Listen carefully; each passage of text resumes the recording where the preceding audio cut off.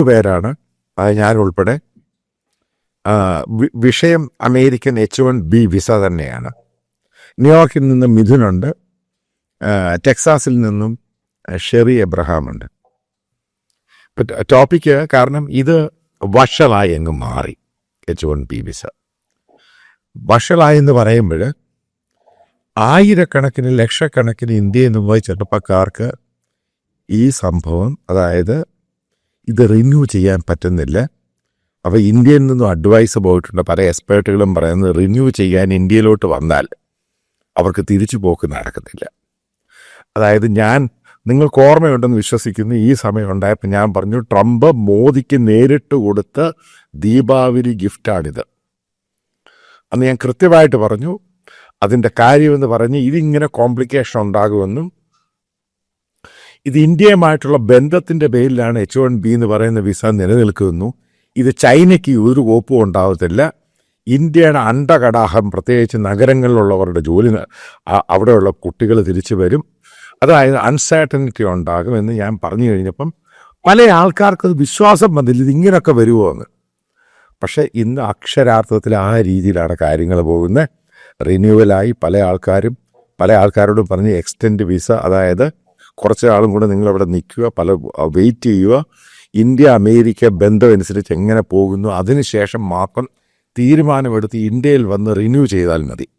ഇതുമായിട്ട് ബന്ധപ്പെട്ട് അമേരിക്കയിലെ എൻ്റർപ്രനറും ഒരു ടെക്കി ബിസിനസ്സൊക്കെ നടത്തുന്ന മിഥുനോടാണ് ആദ്യത്തെ ചോദ്യം. ഇത് മിഥുൻ എക്സ്പെക്റ്റ് ചെയ്തോ ഇല്ലയോ ഈ സംഭവം? എക്സ്പെക്ട് ചെയ്തോ ചോദിച്ചാൽ തീർച്ചയായും എക്സ്പെക്ട് ചെയ്തിരുന്നു സാറേ. കാരണം സമയാസമയങ്ങളിൽ കാലാനുസൃതമായിട്ട് ഇമിഗ്രേഷൻ കുറയ്ക്കുക എന്നുള്ള അമേരിക്കൻ സർക്കാരിന്റെ നടപടിയാണ്. കാരണം ട്രംപ് എന്തും പറഞ്ഞുകൊണ്ടാണ് വന്നിരുന്നത്. കാരണം ഇമിഗ്രേഷൻ കുറയ്ക്കും, തദ്ദേശീയർക്ക് ജോലി കൂടുതൽ കൊടുക്കുമെന്നുള്ളതായിരുന്നു അവകാശവാദം. അതിലേക്കുള്ള ഒരു പടി തന്നെയാണ് ആദ്യത്തെ H1B ക്യാപ്പ് എടുത്ത് കളയുന്നു, പിന്നെ ഫണ്ട് കൂട്ടുന്നു, $1,00,000 മാറ്റുന്നു, ഇപ്പോൾ സ്റ്റാൻഡിങ്ങിന്. അപ്പൊ ഒരു അതല്ല മിഥുൻ, അതൊക്കെ നമുക്കറിയാവുന്ന ടോപ്പിക്കാണ്. എൻ്റെ ചോദ്യം പ്രിസൈസ് ആണ്. ഇത് ട്രംപ് മോദി ഇഷ്യൂ വന്നു കഴിഞ്ഞപ്പോൾ മോദിക്കിട്ട് പണി കൊടുത്തതാണിത്, അല്ലാതെ വേറെ സംഭവമല്ല. കാരണം 70% H1B വിസക്കാർ ഇന്ത്യക്കാരാണ്. ബാക്കി 20% ചൈനീസ്, ബാക്കിയുള്ള മറ്റുള്ള രാജ്യക്കാർ. ഇത് ഡയറക്റ്റ് അഫക്റ്റ് ചെയ്യുന്ന ഇന്ത്യക്കാർക്കാണ്. സാറേ വ്യക്തമായി പറയുമ്പോൾ വെച്ചാൽ ഇത് മോഡി ട്രംപും ഇതിനകത്ത് എങ്ങനെയാണ് വരുന്നത്? കാരണം 95% H1B1 ഗൈസ് ഇന്ത്യക്കാരൊക്കെയാണ് കിട്ടുന്ന H1B1. അപ്പൊ H1B എന്ത് നടപടി വരും ഇന്ത്യക്കാർക്ക് എഗൻസ്റ്റ്? ഇവിടെ മോഡി ഇന്ത്യൻ ഗവൺമെന്റ് എങ്ങനെയാണ് പിക്ചറിൽ വരുന്നത്? കാരണം പൊതുവെ ഞാൻ പറയണം, ഓക്കെ, ഇതില് 70% അല്ലെങ്കിൽ 50% H1B വിസ പോകുന്നു മറ്റ് രാജ്യക്കാർക്കാണെങ്കിൽ ഇതിൽ വേറെ പറയാൻ സാധിക്കും. ഇത് 100% വിസ പോകുന്ന ഇന്ത്യക്കാർക്ക് ഇത് ഡയറക്ട്ലി ഇന്ത്യക്കെതിരുള്ള അറ്റാക്കോ അല്ലെങ്കിൽ മോഡിക്കെതിരെ അറ്റാക്കായിട്ട് കാണാൻ, അങ്ങനെയാണെങ്കിൽ എന്തിനൊക്കെ വിളിക്കുന്നേ? ഇന്ന് മോഡിയും ട്രംപും കൂടി സംസാരിച്ചു, ട്രേഡ് ഡീൽ സംസാരിക്കുന്നു അല്ലേ? അതൊന്നുമല്ല. ഇത് എക്സാമ്പിൾ എന്ന് പറയുന്നത് കാലാനുസൃതമായിട്ട് അമേരിക്കൻ സർക്കാരിന്റെ നടപടിയാണ് ഇമിഗ്രേഷൻ കുറയ്ക്കുക എന്നുള്ളത്. ഇത് ഒരു പറയാത്ത ടോപ്പിക്കുണ്ട്. ഉറപ്പായിട്ടും അമേരിക്കൻ പോളിസിയാണ് അമേരിക്കൻ ചെറുപ്പക്കാർക്ക് ജോലി കിട്ടണം. Agree, okay. പക്ഷേ ഇന്ത്യ എന്ന് പറഞ്ഞ രാജ്യത്തെ ചെറുപ്പക്കാർക്ക് പഠിക്കുക, അതേപോലെ ട്രേഡിങ് ജോലി കിട്ടുക, അവരുടെ ഒരു അമേരിക്കൻ ഡ്രീം, അതിനുശേഷം അവർ തിരിച്ചു വരിക, അത് ഇന്ത്യയുടെ ലോങ് സ്റ്റാൻഡിങ് ഡിമാൻഡാണ്. എങ്ങനെയാണ് ചൈനയുടെ ഗ്രോത്ത് നോക്ക്, ചൈന ഇങ്ങനെയാണ് ഗ്രോ ചെയ്യുന്നത്. അത് പെട്ടെന്ന് അത് $1,00,000 ഇതേപോലെയുള്ള ഇൻസ്റ്റൻ്റായിട്ട് സ്പോണ്ടേനിയസ് ആയിട്ട് ഉണ്ടാകുന്നതിനേക്കാൾ ഉപരിയായിട്ട് ഒരു ഗ്രാജുവൽ പ്രോസസ്സിൽ നിന്നുപോയാൽ കുഴപ്പമില്ലായിരുന്നു. ഇത് ഏകദേശം ഇത്രയും അധികം കുട്ടികൾ പഠിക്കുന്ന കുട്ടികളുണ്ട്. അവരുടെ ഏകദേശം ഇപ്രാവശ്യം 85,000 വിസ റിവോക്ക് ചെയ്തേക്കുന്നത് കുട്ടികളുടെ. കണക്കാണ് അമേരിക്കൻ അഡ്മിനിസ്ട്രേഷൻ കൊടുത്തിരിക്കുന്ന കണക്കാണ് റിവോക്ക് ചെയ്തിരിക്കുന്നത്. അതിനകത്ത് തന്നെ ഏകദേശം 20,000 കുട്ടികൾ ഇന്ത്യയിൽ നിന്നും പോയവരാണ്. ഇത് ഇപ്പം അവിടെ ജീവിക്കുന്ന മിഥുനിനെ പറ്റിയൊക്കെ പറയാൻ സാധിക്കും. പക്ഷേ എൻ്റെ ചോദ്യം അതല്ല. എൻ്റെ ചോദ്യം എന്ന് പറയുന്ന, മോദി തന്നെ ഇന്ത്യൻ പ്രധാനമന്ത്രിയായിരുന്ന സമയത്ത് H1B റിന്യൂവൽ ആയിട്ട് ബന്ധപ്പെട്ട് വാഷിങ്ടൺ DC അദ്ദേഹം ഇന്ത്യൻ ഡയസ്പോറയോട് പറഞ്ഞ് ഇന്ത്യക്കാരുടെ ഒരു ഡിമാൻഡാണ്, അതായത് H1B റിന്യൂ ചെയ്യാൻ വേണ്ടി ഇന്ത്യയിൽ പോകാതെ അമേരിക്കയിൽ നിന്നും ചെയ്യാം. അത് ട്രംപ് അംഗീകരിച്ചു കൊടുത്തത്. അവിടെയാണ് ചോദ്യം. അത് ഇന്ത്യയത് വല്ലാത്ത രീതിയിൽ ഇന്ത്യൻ അർബൻ ക്ലാസ്സിനെ ബാധിക്കുന്ന സംഭവം ഇത്. അവിടെ ഞാൻ അമേരിക്കൻ എക്കോണമിയെ പറ്റി സംഭവമല്ല പറയുന്നത്. ഇത് ഗ്രാജുവൽ പ്രോസസ്സിൽ പോയിരുന്നെങ്കിൽ ഇത് ഇത്രയും ബാധിക്കുമോ? ഇതാണ് ചോദ്യം. ഓക്കെ, ഞാൻ ഉത്തരവ് സാറേ. കാലാനുസൃതമായിട്ട് അമേരിക്ക മാത്രമല്ല കാനഡ നോക്കുക, എത്രയോ ഇന്ത്യൻ വിദ്യാർത്ഥികളെ വിസ നിരസിച്ചു കഴിഞ്ഞു. ഈവൻ ലണ്ടൻ നോക്കുക, അവർ എത്രയൊക്കെ മാറ്റങ്ങൾ വരുത്തുന്നു. ഇപ്പൊ അമേരിക്ക മാത്രമാണ് മാറ്റുന്നത്, ലണ്ടൻ നിരസിച്ചു. അത് മോഡിയായാലും കുറ്റം കൊണ്ടാകും. കാനഡ നിരസിക്കുന്നു, ഓസ്ട്രേലിയ നിരസിക്കുന്നു, ജർമ്മനി നിരസിക്കുന്നു, എത്ര പേര് കയറ്റിവിടുന്നു. അപ്പൊ ഇത് ഒരിക്കലും പോലെ എല്ലാ രാജ്യങ്ങളും അവർ ഡിമാൻഡ് ആൻഡ് സപ്ലൈ. ആ സമയത്ത് ആ പറഞ്ഞ ട്രംപിന് മോഡി വാക്കുകൂടെ സമയത്ത് ഡിമാൻഡ് ആൻഡ് സപ്ലൈ തമ്മിൽ വ്യത്യാസം ഉണ്ടായിരുന്നു. ഇന്നത്തെ കാലഘട്ടം എന്ന് പറയുന്നത് ഇവിടെ കുട്ടികൾക്ക് ജോലിയില്ല. അമേരിക്കയിൽ നിന്ന് പഠിച്ചിറങ്ങുന്ന യൂണിവേഴ്സിറ്റി വിദ്യാർത്ഥികൾ ജോലിയില്ല എന്നും ഒരുപാട് റെവലേഷൻസ് ഉണ്ട്. ഇതിനെപ്പറ്റി വന്നു H1B1 ബന്ധപ്പെട്ട് ഒരുപാട് ഇഷ്യൂസ് പുറത്തു വന്നിരിക്കുക. സ്കാം എന്നൊരു കൂട്ടർ പറയുന്നു. കാലം മാറി. അന്ത കാലമല്ല ഇന്ത കാലം, ഇറ്റ്സ് ചേഞ്ച്. അപ്പൊ നമുക്ക് എങ്ങനെ പറയാൻ സാധിക്കും? അപ്പൊ അതുകൊണ്ടാണ് ഇത് ഇന്ത്യക്കെതിരെ ഡയറക്റ്റ് അറ്റാക്ക് ഒന്നുമല്ല. ഇത് വെരി ക്ലിയർ മെസ്സേജ് ലോകം പറയുകയാണ്. ഇന്ത്യയോടല്ല, ലോകത്തോട് മുഴുവൻ പറയുകയാണ് ഈ പറയുന്നത്. അതായത് യൂണിവേഴ്സിറ്റിയിൽ പഠിക്കാനും വരുന്നു, അല്ലെങ്കിൽ ബാക്ക് ഡോറിൽ കൂടെ ഇന്ന് വന്നു കഴിഞ്ഞാൽ ഇമിഗ്രേഷൻ ഒരു രാജ്യത്തും കിട്ടുമില്ല എന്ന് ലോകം വിളിച്ചു പറയും. ഇവൻ ഇന്ത്യ വിളിച്ചു പറയുകയാണ്. കാരണം ഇന്ത്യ പോലും സ്റ്റുഡന്റ് വിസ ഒരു പക്ഷേ നിർത്തലാക്കാം. ഇല്ല, അത് അത്ര മാത്രമേ ഇതൊരു പൊളിറ്റിക്സുമായിട്ട് ബന്ധപ്പെടുന്ന ആവശ്യമില്ല സാറേ. It's our domestic supply and demand മാത്രം എന്റെ അഭിപ്രായത്തിൽ. ഞാൻ ഇതുമായിട്ട് ഷെറി എന്തുവാണ് ഷെറിയുടെ ഞാൻ ഈ പറയുന്നതുമായിട്ട് ബന്ധപ്പെട്ട് ഷെറിക്ക് എന്താ പറയുക? കാരണം എന്നേക്കാളും വിഭിന്ന അഭിപ്രായമാണ് മിഥുൻ പറഞ്ഞ. കാരണം ഇത് അമേരിക്കയ്ക്ക് ആവശ്യമാണ്. ഇത് മോദി ട്രംപ് ബന്ധത്തിലുണ്ടായ പ്രശ്നമല്ല. പക്ഷേ പത്ര റിപ്പോർട്ടുകൾ അനുസരിച്ച് ഇന്ത്യയുടെ ആദ്യത്തെ ഡിമാൻഡ് ഈ പ്രശ്നം സ്മൂത്തായിട്ട് കൈകാര്യം ചെയ്യണമെന്ന്. കാരണം പല ആൾക്കാരോട് സംസാരിച്ച് കഴിയുമ്പോൾ ഇന്ത്യൻ പത്രങ്ങളിലൊക്കെ മോദി ഇത് ഡിമാൻഡ് ചെയ്തിട്ടുണ്ട്. എന്താണ് ഷെറിയുടെ ഒരു അഭിപ്രായം? ഇതുമായിട്ട് ബന്ധപ്പെട്ട് ഞാൻ പറയുകയാണെങ്കിൽ സത്യം പറഞ്ഞാൽ നമ്മളിത് ഈ H1B വിസ സ്റ്റാർട്ട് ചെയ്ത് 1990s തുടങ്ങുമല്ലോ. നമ്മുടെ മാർക്കറ്റ് നമ്മൾ ഓപ്പൺ ചെയ്ത് കൊടുത്തു. മൻമോഹൻ സിംഗ് ഇരുന്ന സമയത്ത്, അതിന് ഫിനാൻസ് ആയിരുന്ന സമയത്ത് ഓപ്പൺ ചെയ്ത് കൊടുത്തപ്പം അവിടെ നിന്നാണ് ഈ റിലേഷൻഷിപ്പ് സ്റ്റാർട്ട് ചെയ്തത്. 65,000 അത്രയാണ് ശരിക്ക് അതൊരു ക്യാപ്പ് ഉണ്ടായിരുന്നു. പ്ലസ് 20,000 എഡ്യൂക്കേറ്റഡ് US വന്ന് എഡ്യൂക്കേറ്റ് ചെയ്ത ആൾക്കാർക്ക്. സോ ഇതിന് സത്യത്തിൽ നമ്മളിത് മനസ്സിലാക്കണം. കാരണം ഇപ്പോൾ 100,000 ആണ് ഇതിന്റെ ഒരു ഫീ കിട്ടി. ഇത് ഓപ്പറേഷൻ സിന്ദൂറിന് ശേഷമാണ് ഇതെല്ലാം ഭക്ഷണം ഉണ്ടായത്. ഓക്കെ, അപ്പം US ഒരിക്കലും ഇമിഗ്രേഷനെ പ്രോത്സാഹിപ്പിക്കാത്ത ഒരു രാജ്യമല്ല. കാരണം US ഒരു ഇമിഗ്രന്റ് കൺട്രിയാണ് ശരിക്കും. ഓക്കെ, അപ്പം ഇത് ആദ്യം നമുക്ക് മനസ്സിലാകും. ഈ H1B വിസ 2000 മുതൽ 2000 to $5,000 ആയിരുന്നു ശരിക്ക്. പിന്നെ ഈ പ്രത്യേകിച്ച് അച്ചായ പറഞ്ഞ ഒരു പോയിന്റ്, അർബൻ ക്ലാസ്സിൽ നിൽക്കുന്ന ആൾക്കാർക്ക് അവരുടെ ഡ്രീമാണ് ശരിക്ക് അമേരിക്കൻ സ്വപ്നം എന്ന് പറയുന്നത്. ഓക്കെ, പക്ഷെ അതിനാണ് അലികിട്ടിരിക്കുന്നത്.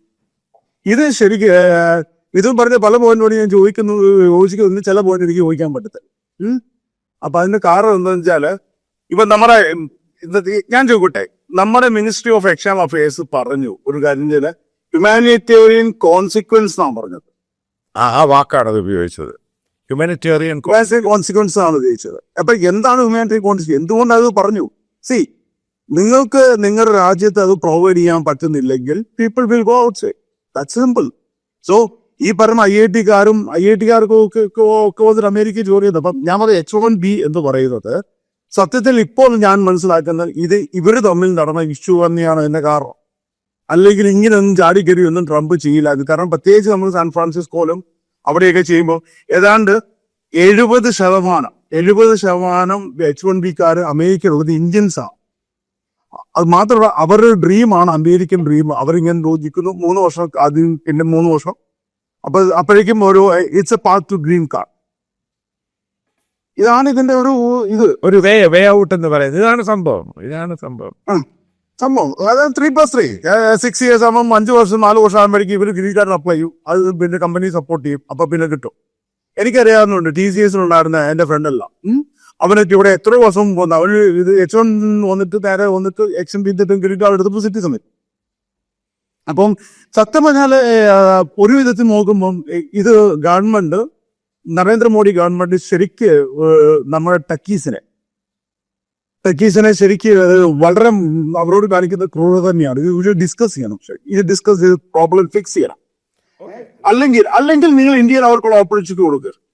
അപ്പം അതിലോട്ടാണ് ഞാൻ ഇപ്പം മിഥുനോട് പറയുക. കാരണം നമ്മൾ എന്ത് പറഞ്ഞാലും ഞങ്ങൾ നിങ്ങൾ അമേരിക്കയിലാണെങ്കിൽ നമ്മളല്ല ഇന്ത്യക്കാരാണ്. നമ്മൾ ഇന്ത്യക്ക് നെഗറ്റീവായിട്ടുണ്ടാകുന്ന സംഭവം ഉണ്ടാകരുത് മാത്രമേ.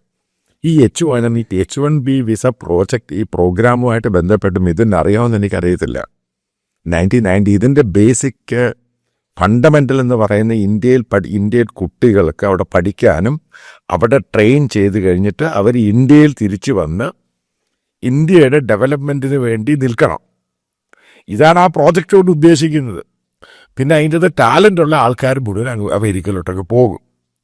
അപ്പം ഇപ്പം നമ്മളിപ്പോൾ ഇന്ത്യയിൽ ഒരു മിനിമം 100 കമ്പനി എടുക്കുക, ബിഗ് കോർപ്പറേറ്റ്, അതായത് ചില PSUs എടുക്കുക. ഇതിനകത്തൊക്കെ അമേരിക്ക H1B വിസയായിട്ടൊക്കെ പോയി പഠിച്ചവർ അവിടെ ചെന്ന് അത് ജോലി ചെയ്ത് തിരിച്ചു വന്ന് ഇവിടെ CEO ആയിട്ടിരിക്കുന്ന ഒരു ടോപ്പ് ഒരു 100-150 കമ്പനികൾ ഞാൻ കാണിച്ചു തരാം. നമുക്കിത് റൂൾ ഔട്ട് ചെയ്യാൻ പറ്റത്തില്ല ഈ സംഭവം. ഇത് സഡൻലി ഇല്ലാതായി കഴിയുമ്പോൾ ഇന്ത്യയുടെ, അതാണ് ഹ്യൂമനിറ്റേറിയൻ ക്രൈസിസ് എന്നൊക്കെ പറഞ്ഞതിൻ്റെ കാര്യം. അത് ബേസിക്കലി അത് ചൈനയെ വലുതായിട്ടൊന്നും ബാധിക്കത്തൊന്നുമില്ല. കാരണം ചൈനയ്ക്ക് ഇതെല്ലാം ഉണ്ട്. ഇപ്പം ചൈന നല്ല ഇൻസ്റ്റിറ്റ്യൂഷനും നല്ല യൂണിവേഴ്സിറ്റിയൊക്കെ ഇന്ത്യയിൽ അതൊന്നും ഇല്ല. ഇത്രയും കുട്ടികളുമുണ്ട്. നമ്മൾ ഈ ചുമ്മാ തള്ളുവല്ലി നമുക്കതുണ്ട് ഇതുണ്ട്, നമുക്ക് യാഥാർത്ഥ്യം അറിയാമല്ലോ എന്തോ ഉള്ളതെന്ന്. ബേസിക്കലി ചാണകത്തെ പറ്റിയുള്ള ടെക്നോളജി പഠിക്കണമെന്നും പറഞ്ഞുകൊണ്ടാണ് ഇവിടെയുള്ള സംഘപരിവാർ തള്ളുന്നത്. നമ്മൾ യഥാർത്ഥം മനസ്സിലാക്കണം. ടെക്നോളജി ഫ്രണ്ടിൽ നമ്മൾ ഇത്രയും മുന്നിൽ പോയതിൻ്റെ കാരണം H1B വിസ ഒരു കാരണമാണ്. തള്ളിക്കളയാൻ പറ്റത്തൊന്നുമില്ല. അമേരിക്കൻ കമ്പനികൾ ഇത്രമാത്രം ഇന്ത്യയിൽ ഔട്ട്സോഴ്സ് ചെയ്തതിൻ്റെ കാരണമൊക്കെ H1B അവരെ ട്രെയിൻ ചെയ്യിപ്പിച്ചു. അതൊക്കെ ഉണ്ടായിട്ടുണ്ടാവും. ഇപ്പം അതിനെങ്ങനെ നമ്മൾ തള്ളിക്കളയാൻ പറ്റും?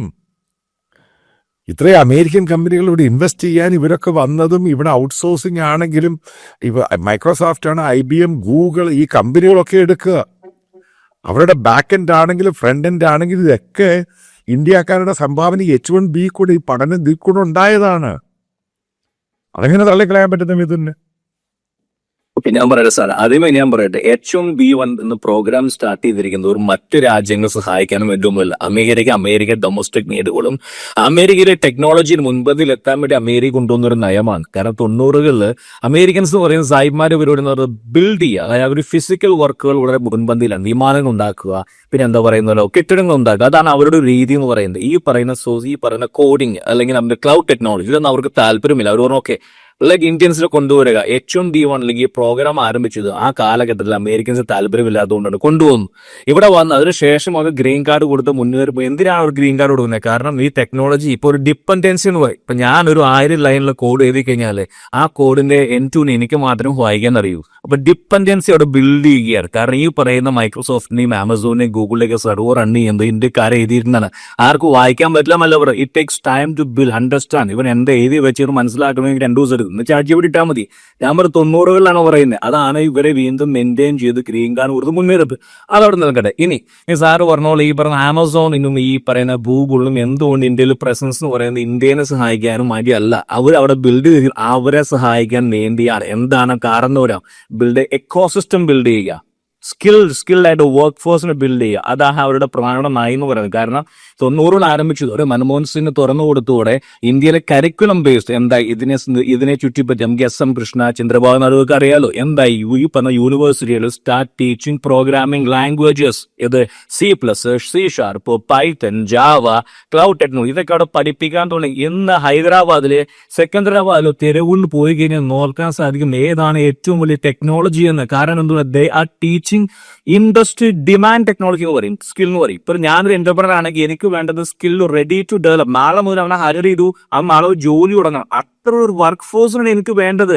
ആ വർക്ക് ഫോഴ്സിനെ റെഡിയാക്കുന്നതിലെയും ഹൈദരാബാദിലെയും ബാംഗ്ലൂരിലെയും ആ പറഞ്ഞ ഇൻസ്റ്റിറ്റ്യൂഷൻസ് ഒരുപാട് പ്രവർത്തിച്ചു. അതാണ് ഇന്ത്യക്ക് നമുക്ക് ഒരു വർക്ക് ഫോഴ്സ് ഉണ്ടായത്. അതിൽ ആരെയും നമ്മൾ അനുവദിച്ചിട്ട് കാര്യമില്ല. ഇതൊന്നും കുട്ടികൾ കഷ്ടപ്പെട്ടിരുന്ന് പഠിച്ചിട്ടാണ് ഇവിടെ എത്തിയിരിക്കുന്നത്, ഓരോ കുട്ടികളും അവരുടെ സമയങ്ങളിൽ.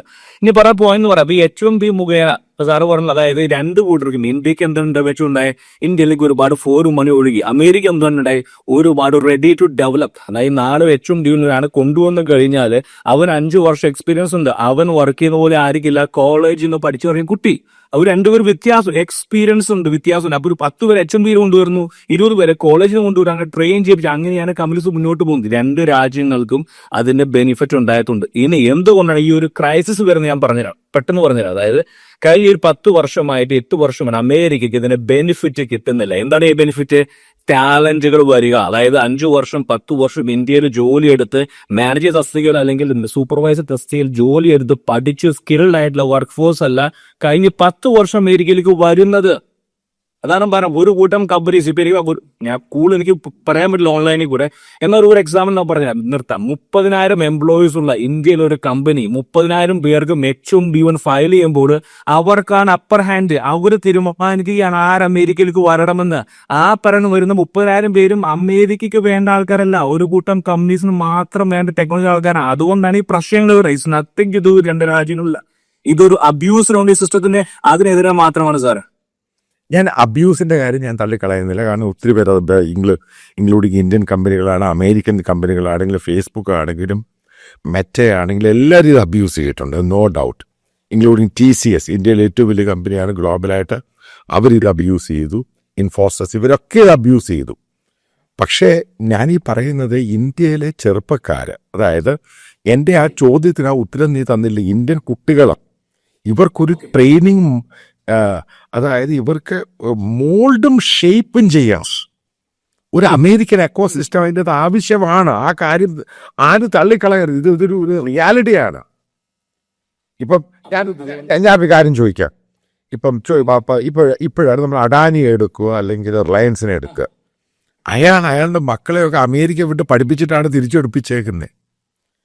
അയാൾക്ക് എന്തൊരു ഇന്ത്യ വിട്ട് പഠിപ്പിച്ചൂടാ? ഇന്ത്യയിലൊന്നും ഇൻസ്റ്റിറ്റ്യൂട്ട് ഇല്ലായിരുന്നു. ഇതേപോലെ നിങ്ങൾ ആരെ എടുക്കുക, കാരണം ഇത് റിയാലിറ്റിയാണ്. കാരണം ഇന്ത്യക്ക് അതേപോലെയുള്ള ഇൻസ്റ്റിറ്റ്യൂട്ടുകളുടെ എണ്ണം കുറവ്, ഒന്ന് ഇതേപോലെയുള്ള ഫാക്കൽറ്റി കുറവ്, ഇതേപോലെയുള്ള റിസർച്ച് ഓറിയന്റഡ് അല്ല. ഇതൊരു ഘടകം തന്നെയാണ്. ഇത് തള്ളിക്കളയേണ്ട സംഭവമൊന്നുമല്ല. അപ്പൊ അതുകൊണ്ട് ഒരിക്കലും ഞാൻ തള്ളിക്കളയില്ല. സാറ് പറഞ്ഞ പോയിന്റ് 100% ശരിയാണ്. ഞാൻ 2 മിനിറ്റ് എടുത്ത് ഞാൻ പറഞ്ഞുതരാം എന്തുകൊണ്ടാണ്. ഇപ്പൊ നമ്മൾ നോക്കുമ്പോൾ ബ്രെയിൻ ഡ്രെയിൻ എന്ന് പറയും, നമ്മുടെ ആൾക്കാർ പറയും നമ്മുടെ നാട്ടിലെ ടെക്നോളജി തലച്ചോറ് പുറത്തൊന്നുമില്ലേ. കാരണം അന്ന് IIT-ലും IIM പഠിച്ചിറങ്ങുന്ന കുട്ടി എന്താ പറയുന്നത്, എനിക്ക് H1B1 അമേരിക്ക പോകണം. എന്തുകൊണ്ടാണ്? ഒരുപാട് പേരും അവിടുത്തെ സൗകര്യങ്ങളാണ്, അവിടുത്തെ പണമാണ്. ഒരിക്കലുമല്ല, തെറ്റിദ്ധാരണയാണ്. അതായത് ഇത് പറയുന്ന IIT-ന്നും IIM-ന്നും പഠിച്ചിറങ്ങുന്നു, എന്തിനാ അമേരിക്ക വരുന്ന ആവശ്യം? അവന് നാട്ടിൽ കിട്ടും 50 ലക്ഷം രൂപയുടെ പാക്കേജ്. എന്തിനാ വരുന്നത്? ഒറ്റ കാര്യം എന്താണെന്നറിയാവോ? അവന് ഡ്രീമുണ്ട്. എന്താണ് ഡ്രീം? സ്വന്തമായിട്ട് ബിൽഡ് ചെയ്യണം, ഒരു എക്കോസിസ്റ്റം ഉണ്ടാക്കണം. അമേരിക്കയിൽ പെർഫ്ലെക്സിറ്റി എന്ന് പറഞ്ഞ കമ്പനിയുടെ ഫൗണ്ടർ ആയിരുന്നു H1B1 മുതൽ അരവിന്ദ് ശ്രീനിവാസൻ, അരവിന്ദ് ശ്രീനിവാസൻ പേര്, അരുൺ മറ്റു പേര്, ചെന്നൈക്കാരൻ. അവരാണ് CEO. H1B1 വന്നോനാ ആ കുട്ടി 25-26, എനിക്കൊരു അസൂയ വന്നു. 26 വയസ്സുള്ള പയ്യൻ ഗൂഗിളിന് വെല്ലുന്ന കമ്പനി ഉണ്ടാക്കിയ പെർഫ്ലെക്സിറ്റി സെർച്ച് എഞ്ചിൻ. ഞാൻ പറഞ്ഞുതരാം അവൻ എങ്ങനെയാ അതിലേക്ക് വന്നതെന്നറിയോ? വർക്കിങ്ങിലും നാട്ടിൽ നിന്ന് പഠിച്ചു വന്നിട്ട് സ്റ്റാൻഫോർഡിലാണ് പഠിച്ചിരുന്ന ആ പയ്യന്റെ മെന്റർ ആരായിരുന്നറിയോ? ഗൂഗിളിന്റെ ഫൗണ്ടർ ആയിരുന്നു അവന്റെ മെന്റർ. എങ്ങനെയാണെന്നറിയോ? ഇവിടുത്തെ ഓരോ എന്റർപ്രനേഴ്സും, അതായത് ഗൂഗിളിന്റെയും മൈക്രോസോഫ്റ്റിന്റെയും കോ ഫൗണ്ടേഴ്സ് ഇവിടുത്തെ കോളേജുകളിൽ പാർട്ട് ടൈമായി പഠിപ്പിക്കാൻ പോകും. എന്തിനാണെന്നറിയാവോ? പണം വാങ്ങാനും വേണ്ടിയിട്ടല്ല, പുതിയൊരു തലമുറയെ വാർത്തെടുക്കാനായിട്ട്. ആ തലമുറയാണ് ഇന്ന് അമേരിക്കയ്ക്ക് മാറ്റിയിരിക്കുന്നത്. കാരണം ഞാൻ പണം ഉണ്ടാക്കി വീട്ടിലിരുന്ന് സിനിമ കാണുകയല്ല, ഞാൻ ജോലി എടുക്കുന്നു 5 മണി വരെ, അതിനുശേഷം കോളേജിൽ പോയിട്ട് ലെക്ചർ കൊടുത്ത് ഒരു ജനറേഷൻ ഉണ്ടാക്കി. ആ ജനറേഷന് എന്ത് കൊടുക്കുന്നത്? ട്രെയിനിങ് കൊടുക്കുകയാണ് അടുത്ത സ്റ്റാർട്ടപ്പ് ഉണ്ടാക്കാനായിട്ട്. ഇത് കരുതിയാണ് ജനറേഷൻ വരുന്നത്. ഇവിടുന്ന് ഇന്ത്യയിൽ നിന്ന് കയറി വരുന്നത് പണം ഉണ്ട്. ഒരു കൂട്ടം കുട്ടികളുണ്ട്, വലിയ ധാരണയൊന്നുമില്ല. ഞാൻ മാസ്റ്റേഴ്സ് കഴിഞ്ഞിട്ട് ബിടെക് കഴിഞ്ഞ് എന്താ ചെയ്യുന്ന അറിയില്ല, അവർക്ക് പോകാം. അതൊരു കൂട്ടം കുട്ടികൾക്ക് അറിയാം ഏത് യൂണിവേഴ്സിറ്റി, ഏത് പ്രൊഫസർ, ഏത് സിറ്റി, അവിടെ എന്തൊക്കെ സൗകര്യമുണ്ടെന്ന് അറിയുന്ന ഒരു തലമുറയുണ്ട്. ആ തലമുറ പോയാലാണ് ഇന്ത്യക്ക് ഭയപ്പെടുന്നത്. അല്ല, 2ാം തലമുറയുണ്ട്. എനിക്കൊരു ഉറപ്പൊന്നുമില്ല. ഞാൻ അമേരിക്ക UK എവിടെയെങ്കിലും പോയാൽ ഓക്കെ, ആ തലമുറ പോയി ഇന്ത്യക്കൊന്നും സംഭവിക്കില്ല. പക്ഷെ ഫസ്റ്റ് തലമുറ പോയാൽ അതാണ് ഇന്ത്യനെ പുറകോട്ട് ആ തലമുറയെ ഇന്ത്യയെ നിർത്താനുള്ള ഒരു എക്കോസിസ്റ്റം ഇവർ ഉണ്ടാക്കിയില്ലെങ്കിൽ ഇന്ത്യ വിൽ ബി, ഞാൻ അതിനെ കൂടുതൽ ഞാൻ പറയുന്നില്ല, കാരണം ഒരു പക്ഷെ ഒരുപാട് നെഗറ്റീവ് കമന്റ് എനിക്ക് ഇവരെ വരും. അതുകൊണ്ട് അങ്ങനെയായിരിക്കും ഇന്ത്യ എപ്പോഴും. ശരിയാണെങ്കിൽ ബേസിക്കലി REC പ്രോഡക്റ്റ് ആണ് അല്ലേ കോഴിക്കോട്? അതെ. അപ്പം REC പ്രോഡക്റ്റ് ആണ്. അപ്പം അവിടുന്ന് ഇന്ത്യയിലെ ചില കമ്പനികളിൽ വർക്ക് ചെയ്തിട്ടാണ് അമേരിക്കയിൽ ഇപ്പോൾ ഗ്രീൻ കാർഡാണെന്ന് തോന്നുന്നു അല്ലേ? അതെ. ശരി, എൻ്റെ ചോദ്യം പ്രിസൈസ് ആണ്. ഇന്ത്യൻ കമ്പനി ജോലി ചെയ്യുന്നതും അമേരിക്കൻ കമ്പനി ജോലി ചെയ്യുന്നതും പ്രധാനപ്പെട്ട വ്യത്യാസം? അത് ആണെ അണ്ണാനും പോലുള്ള വ്യത്യാസമാണ് ശരി. കാരണം അമേരിക്കൻ കമ്പനിയിൽ നിങ്ങൾ വർക്ക് ചെയ്യുകയാണെങ്കിൽ ഞാൻ എംപ്ലോയിയാണ് കാണാൻ ക്യാറ്റ്. അപ്പോൾ നമ്മളിവിടെ ഒന്നുകൊണ്ട് ഇതും പറഞ്ഞാൽ അത് ഇപ്പം ഇപ്പോഴത്തെ ഞാൻ പൂർണ്ണമായും യോജിക്കുന്നു എല്ലാ കാര്യത്തിലും. പക്ഷേ ഈ വച്ചാന്ന് ചോദ്യത്തിൽ ഞാൻ തിരിച്ചു വരുമ്പോൾ ഈ ചോദ്യത്തിന് നിങ്ങൾ രണ്ടുപേരും ഇതിന് ആൻസർ തരേണ്ടതാണ്. നമ്മുടെ നാട്ടിൽ എന്തിനാണ് ഏജ് ബാർ വെച്ചിരിക്കുന്നത്? അതായത് ഞാനിപ്പോ 47 വയസ്സായി, ഇവിടെ ഇപ്പൊ എന്നാ എനിക്ക് നാട്ടിലൊരു ജോലിക്ക് അപ്ലൈ ചെയ്ത് കഴിഞ്ഞാൽ കിട്ടില്ല നാട്ടിൽ. കാരണം ഞാൻ ഓവർ ഏജ്ഡ് ആണെന്നാണ് അവർ പറയുന്നത്. അല്ലെങ്കിൽ അതുപോലുള്ള CEO പൊസിഷനിലേക്ക് അല്ലെങ്കിൽ ജനറൽ മാനേജർ ടോപ്പ് ലെവലിലേക്ക് പോകണം. പിന്നെ HR ചോദ്യത്തിൽ കറക്റ്റായിട്ട് ഞാൻ തരാം. എനിക്കിപ്പം ഇതാണ് ഈ പറഞ്ഞ അമേരിക്ക ഇന്ത്യ തമ്മിലുള്ള വ്യത്യാസം ഞാൻ പറയാം. ഞാൻ കാറ്റർപില്ലറിൽ വർക്ക് ചെയ്യുന്ന. So if I M trained in US, if I worked in US, when I go back, when I apply to India, yes, I will have the privilege because I worked in US. ഇതാണ് വ്യത്യാസം. അതേസമയം നിങ്ങൾ എത്ര വർഷം നിങ്ങൾ ഇന്ത്യയിൽ work ചെയ്തിട്ടും നിങ്ങൾക്ക് മുകളിലോട്ട് കയറാൻ പറ്റത്തില്ല. But if I go back to India, if I apply for a position, then of course they will consider me because അല്ലെ എന്റെ ചോദ്യത്തിലോട്ട് വരട്ടെ, എന്താണ് വ്യത്യാസം? കാരണം നിങ്ങൾ ഇന്ത്യൻ കമ്പനികളിൽ വർക്ക് ചെയ്തിട്ടുണ്ട്, എങ്ങനെയാണ് അവിടുത്തെ രണ്ടും എൻവയോൺമെന്റലും എക്കോസിസ്റ്റം? ഇവിടെ നമ്മൾ വർക്ക് ചെയ്യുമ്പം ഇതിനകത്ത് ഒരു പ്രധാന കഴിച്ചല്ല, യു ആർ നിങ്ങൾ self independent. A to Z നിങ്ങൾ ഒറ്റയ്ക്ക് തന്നെ ചെയ്യാം. നിങ്ങളുടെ കാലിബർ മാക്സിമം നിങ്ങളെ അവർ ഉപയോഗിക്കും. അതായത് A to Z. ഇപ്പൊ ഞാൻ വർക്ക് ചെയ്യുമ്പോൾ എനിക്ക് അറിയാം, ശരി, ഞാൻ ട്രാവൽ ചെയ്തിരുന്ന സമയത്ത് എനിക്കറിയാം. നമുക്കൊരു പെഡിക്കാർ തരും, വണ്ടി തരും, എല്ലാം ഉണ്ട്. നമ്മൾ തന്നെ ബുക്ക് ചെയ്യുക, നമ്മൾ തന്നെ ഹോട്ടൽ ബുക്ക് ചെയ്യുക, നമ്മുടെ ആ ഇതെല്ലാം എല്ലാ സ്പെയർ പാർട്സ് ആണെങ്കിൽ നമ്മൾ ഇന്ത്യയിലൊക്കെ വർക്ക് ചെയ്യുന്ന സമയത്ത് ഗൾഫിൽ പോകുമ്പോഴും ആ പാർട്ട് നമ്പർ കൊടുത്തു കഴിഞ്ഞാൽ അവർ എടുത്തരും. ഇതൊന്നുമില്ല, നമ്മൾ തന്നെ ഇത് ടൈപ്പ് ചെയ്യുക, നമ്മൾ തന്നെ ഇത് എടുക്കുക, നമ്മൾ തന്നെ. അതായത് ഒരു മനുഷ്യനെ എത്രത്തോളം പൊട്ടൻഷ്യൽ ഉണ്ടെന്നുള്ളത് തിരിച്ചറിഞ്ഞത് ഞാൻ ഇവിടെ വന്നപ്പോഴാണ്. അതായത് മൾട്ടി സ്കില്ലാണ് ശരിക്കും ഇവിടെ കൊടുക്കുന്നവർ. അതായത് നിങ്ങൾ ഇതിനെ കമ്മ്യൂണിസ്റ്റുകാർ പറയും അവനെ കൊണ്ട് പണിയെടുത്തിക്കാൻ, അതല്ല ശരി. നിങ്ങളുടെ ജോലി, നിങ്ങളുടെ സ്കില്ലിനെ അവർ കൃത്യമായിട്ട് യൂസ് ചെയ്യും. അപ്പൊ അതിനകത്തൊരു ഗുണം എന്താണെന്ന് വെച്ചാൽ ഒരാളെ കൊണ്ട് 10 പേരെ പണിയെടുപ്പിക്കും. ഒരു കാര്യം, പക്ഷെ അതുകൊണ്ട് നിങ്ങളാണ് ഡെവലപ്പ് ആവുന്നത്. ശരി, ചോദിക്കട്ടെ, അവിടെ ഇന്ത്യയിലെ പോലെ ബോസിംഗ് ഉണ്ട്? ഒന്നുമില്ല. അങ്ങനത്തെ പരിപാടി ഒന്നുമില്ല. ബോസ് സാറ് എന്നോട് ഒരിക്കലും പറഞ്ഞു, സാറെന്ന് വിളിച്ചു കഴിഞ്ഞപ്പം പറഞ്ഞു, ഇനി നീ എന്നെ സാറെന്ന് വിളിച്ചാൽ ഞാൻ നിന്നെ തല്ലുന്നു. ഇവിടെ എല്ലാവരും നമ്മൾ പേരായി. അത് തന്നെയാണ് ഞാൻ ഇന്ത്യയിൽ വർക്ക് ചെയ്തപ്പോൾ എനിക്കുണ്ടായ ഒരു പ്രശ്നം ഉണ്ടാകുന്നത്. ഞാൻ ഡെൻകെയർ വർക്ക് ചെയ്ത സമയത്ത് അപ്പൊ ഞാൻ അമേരിക്കൻസിന്റെ കൂടെയൊക്കെ വർക്ക് ചെയ്തുകൊണ്ട് നമ്മളെപ്പോഴും ഡേരെ വിളിച്ചു കൊടുത്തിട്ട് അവിടെ എന്നെ സാറേന്ന് വിളിച്ചപ്പോൾ ഞാൻ പറഞ്ഞു എന്നെ സാറേന്ന് വിളിക്കാൻ. താറെന്നുള്ള സംഭവം അതിന്റെ ഒരു സിസ്റ്റം എന്ന് പറഞ്ഞാൽ ഇന്ത്യയുമായിട്ട് കമ്പയർ ചെയ്യുമ്പോൾ ഏത് രീതിയിൽ പോകുമെന്നുള്ളതാണ് പ്രോത്സാഹനം. അതാണ് ചോദിച്ചത്. ഇനി മറ്റൊരു ചോദ്യം, മിഥുൻ, ഈ അമേരിക്കയിൽ ഈ പറയുന്ന ഒരു സ്റ്റാർട്ടപ്പ് എന്ന് പറയുന്നത് ഭയങ്കര സക്സസ് ആണ്. ഇന്ത്യയിലാണെങ്കിൽ സ്റ്റാർട്ടപ്പിന്റെ പുതിയ കണക്കുകൾ വന്നു കഴിയുമ്പോൾ 96% ഫ്ലോപ്പ് ആവുക.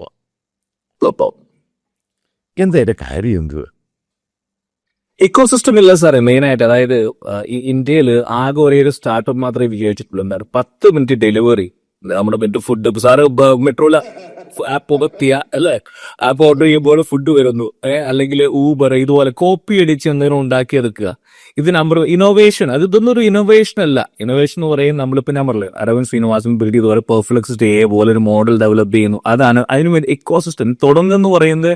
മെന്റോർഷിപ്പ്, അതായത് ആരെങ്കിലും ഒരാൾ നമ്മളെ ട്രെയിൻ ചെയ്യിപ്പിക്കണം നമ്മുടെ കൂടെ ഇരുന്നുകൊണ്ട്.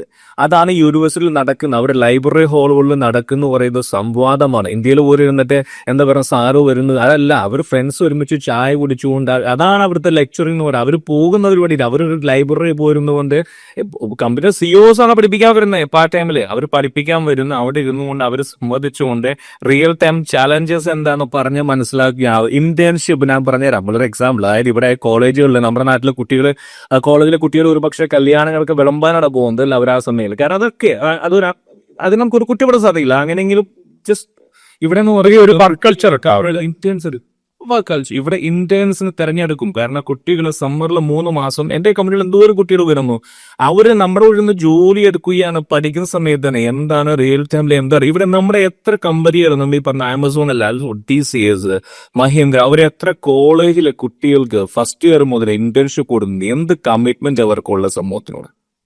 ഇവരെല്ലാം എന്താ പറയും നമ്മുടെ നാട്ടില് അവർ എന്ത് കമ്മിറ്റ്മെന്റ് എടുക്കുന്നു, അതായത് അവർക്കൊന്നും താല്പര്യമില്ല പുതിയൊരു ജനറേഷനെ വാർത്തെടുക്കുക. അവർക്ക് എന്താ ചീപ്പ് ലേബർ അത് കുഴപ്പമില്ല, അത് അവർക്ക് കിട്ടിയേ പറ്റൂ. അതിനുവേണ്ടി അവർ ട്രെയിൻ ചെയ്തിരുന്നു. അതല്ലാതെ ഒരു എന്താ ക്യൂരിയോസിറ്റി ഉള്ള അല്ലെങ്കിൽ ഡെവലപ്പ് ചെയ്യേണ്ട സമൂഹത്തെ തിരഞ്ഞെടുക്കാനായിട്ടുള്ള ഒരു ഉത്തരവാദിത്വ ബോധം നമ്മുടെ കഴിഞ്ഞ തലമുറയ്ക്ക് അത് നേതാക്കന്മാർക്കോ ഇല്ല. ഞാൻ ആരും കുറ്റപ്പെടുന്നത് നമ്മുടെ പീസ് ഗോളിനെ അടക്കം ഞാൻ കുറ്റം പറയുക. ഞാൻ ചോദ്യം ഞാൻ ഇടപെടട്ടെ. ഇപ്പം ഈ പറയുന്ന കോർപ്പറേറ്റ് കമ്പനികളിലെ CEOs എല്ലാം അമേരിക്കയിൽ പോയി പഠിച്ച് വലിയ വലിയ ടോപ്പ് മോസ്റ്റ് യൂണിവേഴ്സിറ്റി പഠിച്ചിട്ട് തിരിച്ചു വന്ന് അവരുടെ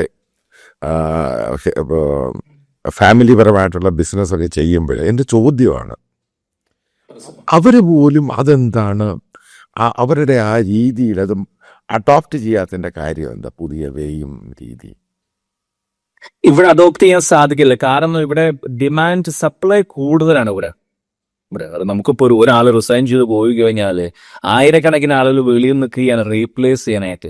അപ്പം നമ്മൾ നോക്കുന്ന പ്രോഫിറ്റ് മാർജിനാണ് നമ്മൾ നോക്കുന്നത്. കാരണം നമുക്ക് കൂടുതൽ പ്രോഫിറ്റ് കിട്ടും. അപ്പം അതുകൊണ്ട് ആ ഒരു കൾച്ചർ നമ്മൾ എടുക്കാത്തതിന്റെ മെയിൻ കാരണം വരുന്നതുകൊണ്ടല്ല, എത്രയും പെട്ടെന്ന് പോക്കറ്റ് വീർപ്പിക്കുക എന്നുള്ള കോർപ്പറേറ്റ് ചിന്താഗതി. അതായത് അവർക്ക് ഒരു വർക്ക് ഫോഴ്സിന് വേണം, ചീപ്പായിട്ടുള്ള വർക്ക് ഫോഴ്സിന് കിട്ടാൻ എന്തുമാത്രം അവർക്ക് ചെയ്യുമോ അതവർ ചെയ്യും. അതല്ലാതെ സ്കിൽഡ് റെഡി ആയിട്ടുള്ള അല്ലെങ്കിൽ ഇന്ത്യയെ ഉയർത്താൻ വേണ്ടിയുള്ള ഒരു തലമുറ സൃഷ്ടിക്കാനൊന്നും അവർക്ക് താല്പര്യമില്ല. അവർ കോർപ്പറേറ്റ് കൾച്ചർ സാധിക്കില്ല. ശരി, കാരണം പ്രോപ്പറായിട്ടുള്ള കാരണം ഇതെല്ലാം അറിയേണ്ട ഒരു സംഭവം തന്നെയാണ്. എന്തുകൊണ്ട് അവർ അവിടെ പഠിച്ചിട്ട് ഇന്ത്യ വന്ന് ഇത് ഇംപ്ലിമെന്റ് ചെയ്യുന്നില്ല എന്നുള്ള ചോദ്യം തന്നെയാണ്. ശരി, അടുത്തൊരു ചോദ്യം. എനിക്ക് തോന്നുന്നു ഇന്ത്യയിൽ ഏകദേശം ഈ വർഷം അടുത്ത വർഷം അതായത് ഈ വർഷം കഴിയാറായി ഏകദേശം അടുത്ത വർഷത്തോടു കൂടി ഏകദേശം 1.5 ലക്ഷം 2 ലക്ഷം ടെക്കീസ് ആയിരിക്കും, H1B സ്പെഷ്യലി ജോലിയില്ലാതെ ചിലപ്പോൾ തിരിച്ചു വരുന്നത്. അപ്പം വന്ന പല ആൾക്കാർക്കും ജോലിയില്ല, എല്ലാം വാങ്ങി തിരിച്ച് നടക്കും. അവരെന്ത് ചെയ്യണമെന്ന് അറിയുന്നില്ല. എവിടെയെങ്കിലും മറ്റുള്ള രാജ്യത്തോട്ട് പോകാൻ വേണ്ടി ശ്രമിക്കുന്നു. കാരണം ചില ഡാറ്റ ഒക്കെ എൻ്റെ കയ്യിലുണ്ട്. ചില ഇതേപോലെ ഇതൊക്കെ ചെയ്യുന്ന റിക്രൂട്ട്മെൻ്റ് ഒക്കെ ചെയ്യുന്ന പല എക്സ്പേർട്ടുകൾ അതിനെപ്പറ്റി പറയുന്നുണ്ട്. ഈ പറയുന്ന ഇതേപോലെയുള്ള ഒരു എക്സോഡസ്, അതായത് വലിയൊരു ഒഴുക്ക് H1B ഇന്ത്യയിലോട്ട് വന്നു കഴിഞ്ഞാൽ ഇന്ത്യക്കിത് താങ്ങാൻ പറ്റുമോ? കാരണം ഒന്നാമത് ഇന്ത്യയിൽ AI കാര്യത്തിൽ ജോലി നഷ്ടപ്പെട്ടു. പല കമ്പനികളും പഴയതിൽ നിന്നും ആൾക്കാരെ ജോലിക്ക് എടുക്കുന്നില്ല. ശരിക്കും ലേ ഓഫ് ഉണ്ട്. അതായത് ഇൻഫോസിസ് ആണെങ്കിലും TCS ആണെങ്കിലും ഇവരൊക്കെ ഇഷ്ടം പോലെ ലേ ഓഫ് നടത്തുന്നുണ്ട്. ഇതെങ്ങനെയാണ് മാനേജ് ചെയ്ത് പോകാൻ പറ്റുന്നത് ഇന്ത്യയിൽ? ഈ ചോദ്യത്തില് പറയുമ്പം ഈ തിരിച്ച് ഇന്ത്യയിലേക്ക് ഇത്രയും പേര് തിരിച്ചു വരാന്ന് പറയുന്നത് തന്നെ ഗവൺമെന്റ് ഓഫ് ഇന്ത്യ എന്ത് ചെയ്യുന്നു എന്നുള്ള. കാരണം ഒരിക്കലും ഇത്രയും പേര് വന്നു കഴിഞ്ഞാൽ ഇന്ത്യക്ക് ഇപ്പൊ പിടിച്ചിരിക്കാൻ പറ്റത്തില്ല, അതൊരു സത്യമാണ്. അപ്പൊ അതിനുള്ള ഓൾട്ടർനേറ്റീവ് സൊല്യൂഷൻ ഉണ്ടാവുന്നത് ഗവൺമെന്റ് ഓഫ് ഇന്ത്യ ആണ്. പിന്നെ ഞാൻ ഈ പറഞ്ഞപ്പം ഇതും പറഞ്ഞ കൂട്ടത്തിൽ ഒരു കാര്യം പെട്ടെന്ന് മനസ്സിൽ വന്നൊരു കാര്യമാണ്, America is A land of opportunity. തർക്കം സുന്ദർ പിച്ചെ IIT മെറ്റലർജി,